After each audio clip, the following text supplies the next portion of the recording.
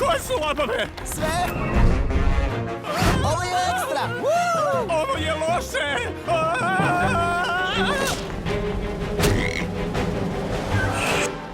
No, Blejo! Nisam se uplašio. Iznenadio sam se što je tako strašna.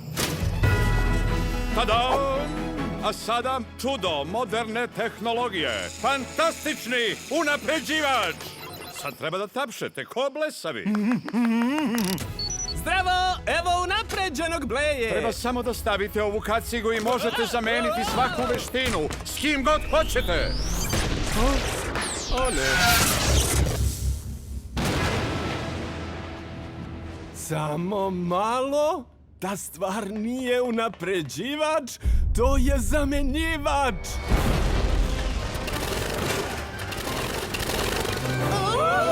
Koji isključio gravitaciju?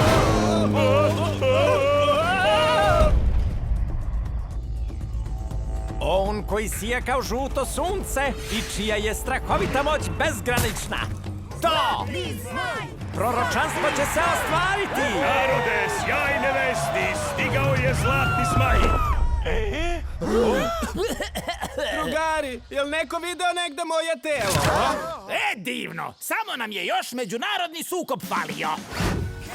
Proročanstvo uklesano u kamenu govori o dolasku zlatnog zmaja. To je Bleja! Mislim, zlatni zmaj. Ne, tu je krofna udarila u zid. Ovo je to. Tako je šarmantan i kraljevski otmen. Ja sam izuzetno otrovan! Mislim na svoje zdravlje! Mlade mi šargrebe!